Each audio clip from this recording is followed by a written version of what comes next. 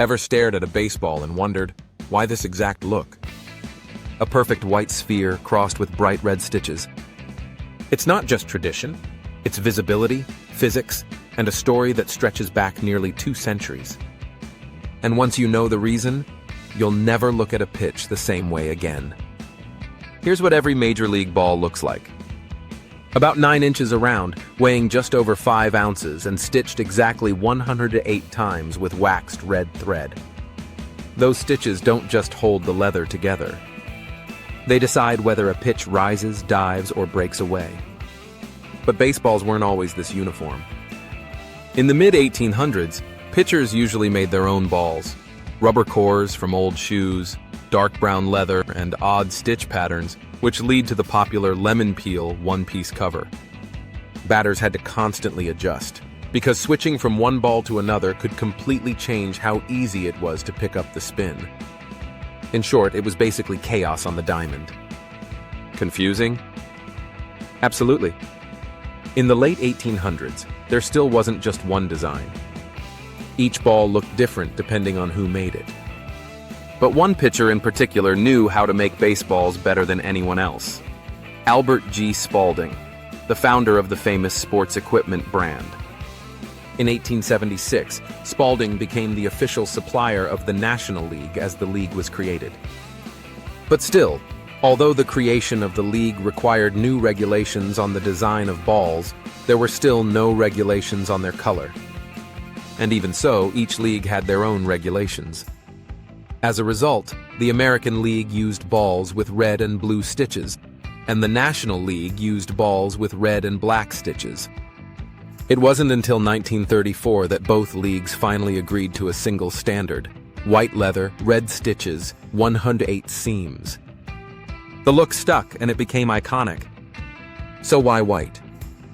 The answer is simple: for contrast. On a field of green grass and brown dirt, a bright white ballast the easiest thing for players and fans to see. Even as games stretched into the evening, a white ball stood out the longest. And the stitches? That vivid red wasn't chosen at random. Against the white leather, it gave maximum contrast. It stays visible under different lighting: bright sun, twilight, and even artificial lights. This allows batters to pick up the ball's spin more easily. Umpires can judge pitches better, and fans could actually follow the action. Sitting far out in the bleachers is no more a problem to spot the red seams spinning, which made the game more watchable as baseball grew into America's pastime. Red naturally became the universal choice, part function, part tradition. But here's where it gets really interesting. The stitches change the physics of the game. Those raised seams disturb airflow. The result? Pitchers can exploit the Magnus effect to make the ball curve, sink, or rise unnaturally. As the ball spins, the stitches grab the air and create pressure differences. One side gets more drag, the other less. Suddenly, the ball breaks in midair. Without those raised seams, baseball would lose some of its most iconic pitches, from sliders to sinkers to that nasty 12-6 curve. A tiny shift in seam orientation can mean the difference between a home run and a strikeout. In other words, those 108 red stitches are the hidden levers of the pitcher's craft. Today, every single Major League ball is made by Rawlings. Since 1977, they've been the exclusive supplier. Each ball has a cork and rubber core, multiple layers of tightly wound yarn, and a leather cover. All of it is meticulously sewn by hand, since no machine can yet replicate it. Today, over 2 million new balls roll out each year, each destined to be scuffed, dirtied, or smashed into the stands.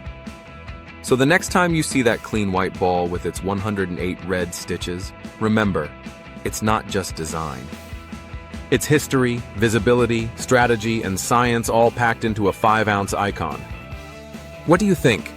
Should baseball experiment with a different look? Or is the white and red combo untouchable? Drop your thoughts in the comments. And if you love uncovering the hidden stories in sports, make sure to like and subscribe for more.